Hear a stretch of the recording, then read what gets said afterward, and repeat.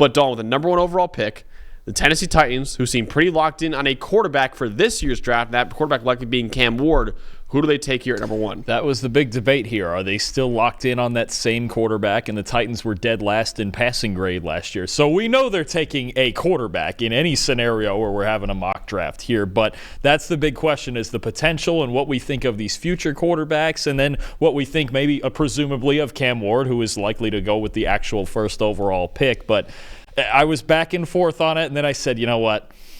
I have to do it. I know we haven't seen him much, but he was the number 1 high school quarterback coming out in his class. He sat for the last 2 years on the bench. He's going to get his opportunity at Texas this year.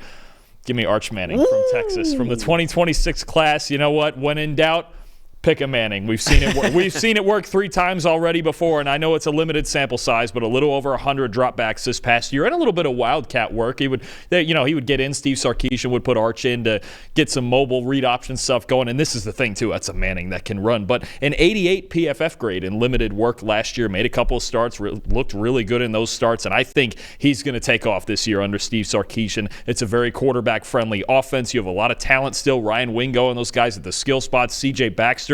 They can run the football right, but I think Arch Manning's in for a big year.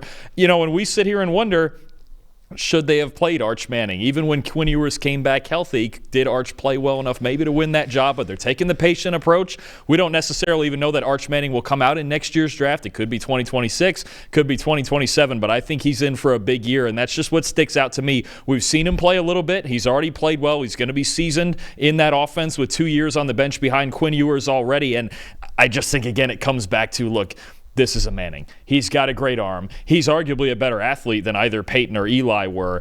And you're talking about a guy, again, in a quarterback-friendly offense. It's going to be centered around him. Texas didn't rush him along too early in his career. I think he's got a great opportunity to succeed this year. And I think he will be, at least right now, until we were to see him fail in SEC play or something like that.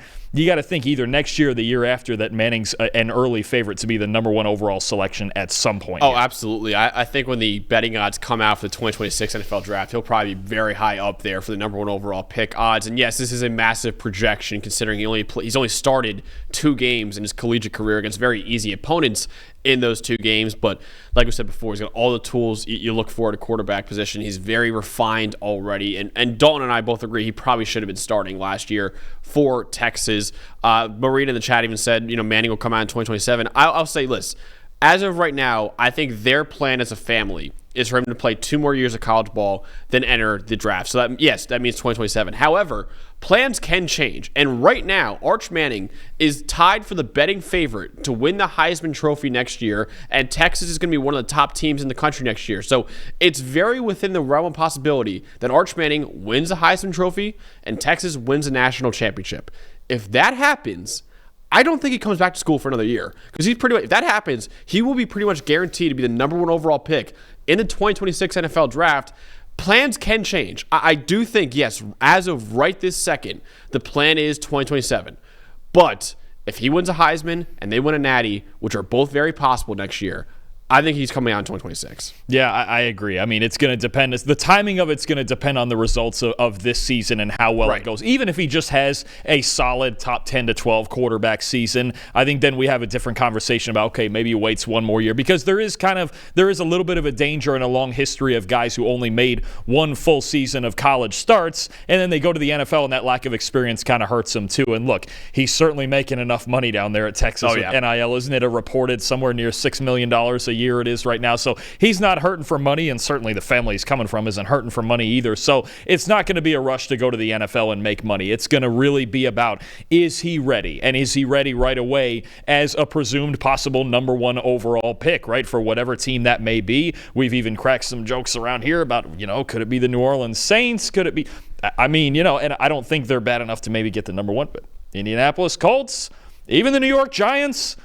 These are actually all, I know it sounds like a legacy thing. It sounds a little weird, but these are teams that would be in the running. But no matter who it is, Arch's talent is undeniable, right? Yeah. We just have to see it through a whole year or possibly 2 of SEC play. And yeah, it's projection. Yeah, it's small sample, but am I really going to be the one to doubt a Manning? I'm not going to do it. I'm not doing it either. Not right now. I'm not going to do it, not until we see something to doubt.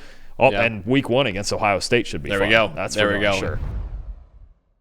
Hey, thanks for watching another episode of the PFF College Football Show. Please make sure you guys subscribe to the channel. Also, subscribe to PFF Plus at subscribe.pff.com for all of the same data and grades that we use in our show, plus fantasy tools, betting tools, and our mock draft simulator.